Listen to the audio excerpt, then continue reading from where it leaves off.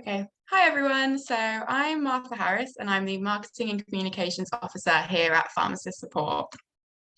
So Pharmacist Support was originally established by the RPS, and we spent over 180 years supporting members of our pharmacy family through difficult times.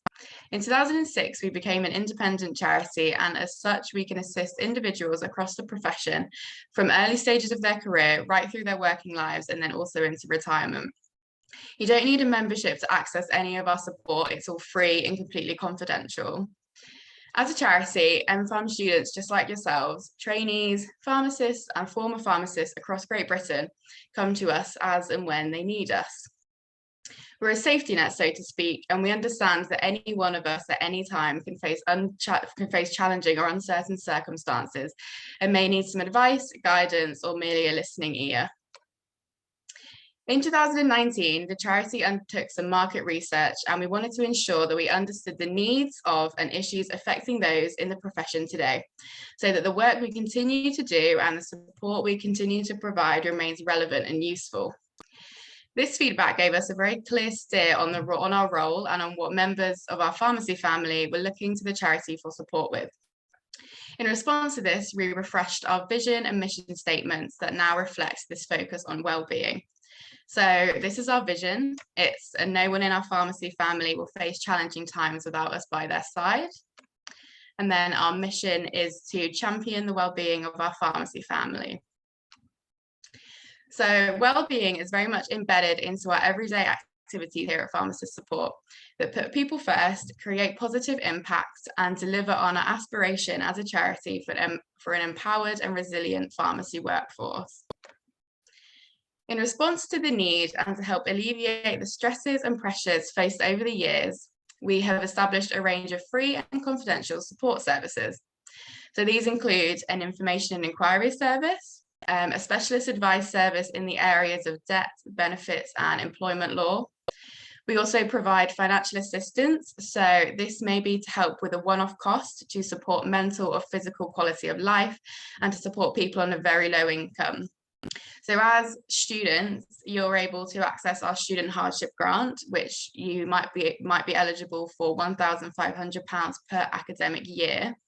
And you're also able to apply for our student bursary scheme. So if you're a student going into your final year and you're experiencing financial difficulty due to an ongoing adversity, you're able to apply. Our student bursary scheme is currently open for applications.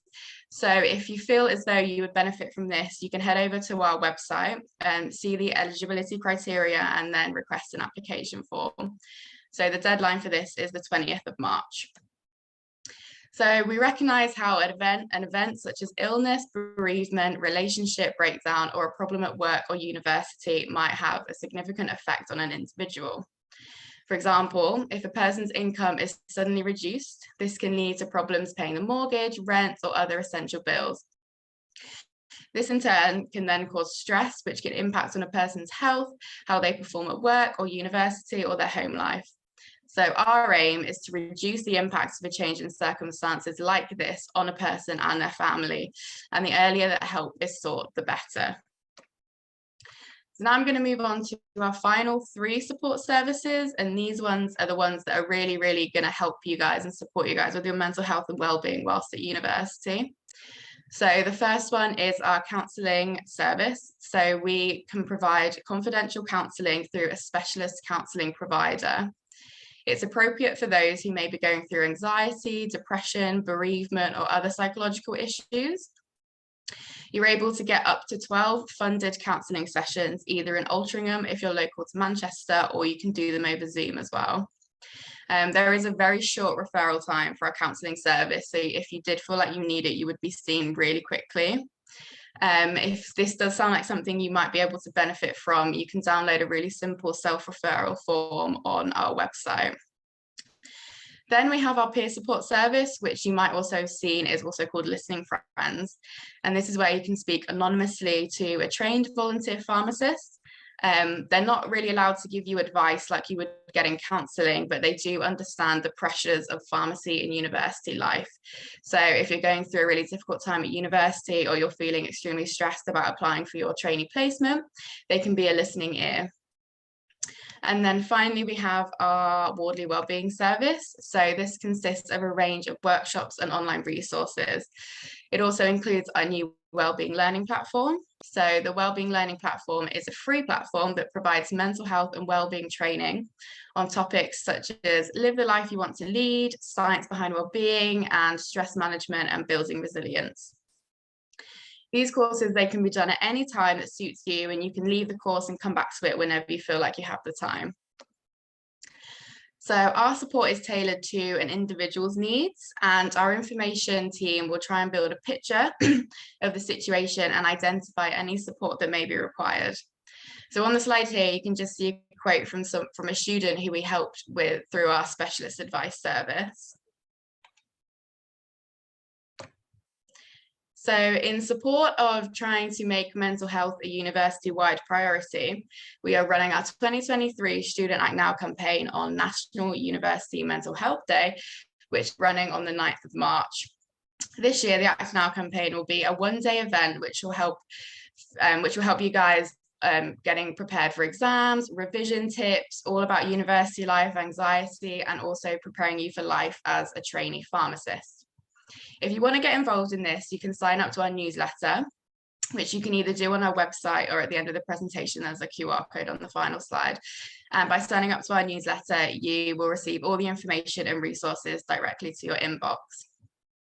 So just on the screen now, there's just a quote from a student who previously signed up to a campaign and said that it taught them new ways to support their well-being that they didn't even know existed. So as with many charities, we rely on the generosity of individuals, teams, and organisations across the sector to help us deliver our free and confidential support, raise awareness of the charity, and also funds. This may be as donors, fundraisers, but also volunteers. So following a 2-year hiatus due to COVID, we are now in the process of recruiting students to be our student ambassadors. So our student ambassadors can support us in many different ways. You can host information stands at university or nationwide events. You can deliver presentations. You can write news articles or blogs. You can help us on social media by creating content. And also there's always fundraising. On the screen, you can see some examples of the types of activities our student ambassadors have done to support the work of the charity and raise awareness of our free and confidential support services. So over the years, these have included bake sales, golf tournaments, murder mystery nights, and even quiz nights. So it has actually been proven that volunteering your time contributes to positive mental health and well-being. So there's not really any excuse as to why you shouldn't be a student ambassador for pharmacist support. So there's just a QR code on the screen here. So if you scan this, you can register your interest in becoming a student ambassador, and then we can send you an application form. I'll just pause for a second just in case anybody wants to scan it or anything. This is also available on our website and also in our newsletters if you are already signed up to those as well.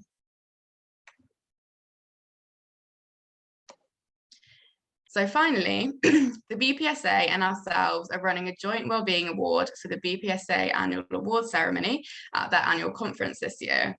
So if they aren't already attending, the winner will get to attend the BPSA award ceremony in Portsmouth in April, and you can win a coveted award for being Student Wellbeing Champion of the Year. All you need to do is either nominate yourself or someone you know who has gone above and beyond to make sure those around them focus on their mental health and well-being. So this could be something as simple as making your friend go out for a walk in the middle of a long study session so they get fresh air, or if you know someone who has put on like a yoga session or a meditation session. It literally can be anything, big or small.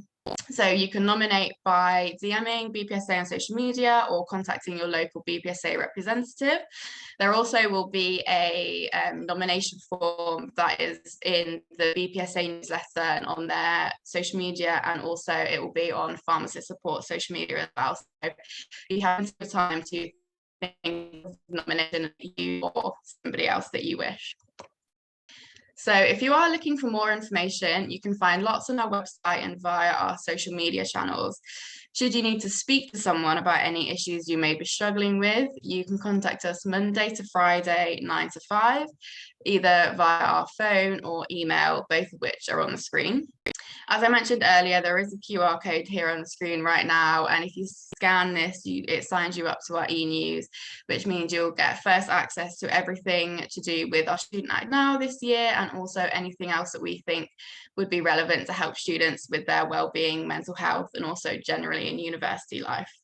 So we wish you all the best in your training and future careers. Does anyone have any questions? Thank you so much for that, Martha. That was really great to hear about all the support that's actually out there for ourselves. Obviously, the BPSA has been running the mental health campaign for the past month, and we have talked about mental health in general and how we can learn about it and help people as pharmacists. But it's great to hear what's actually out there to support us as well. Yeah.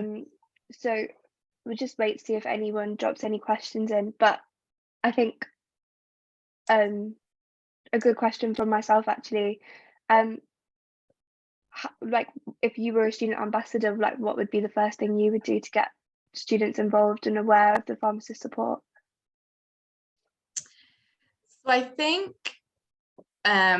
one of the main things I would do, especially in your university, if this is possible, is either doing a mini presentation or asking one of your tutors in like a pharmacy lecture just to put a slide about us up. So and I would just include our information and inquiries, because one of the main things we want to do with students is just increase the awareness of us, because we know that students are our hardest to target audience. So it would literally be anything to try and increase awareness of the charity in your university, or when you go up into your training year, like we have posters and flyers we can send to you and you can put up in your like pharmacy or in your pharmacy school as well. So that's one of the main things. Yeah. Okay, that's great. Thank you. I don't think we've got any other questions at the moment, but I'm just going to put all of our links in there so you can access the nomination form for the award night and access all the other information that you've sent us. But yeah, thank you so much, Martha, for joining us today. It's been great. Thank you. Thank you. And thank you everyone for attending as well. Thank you.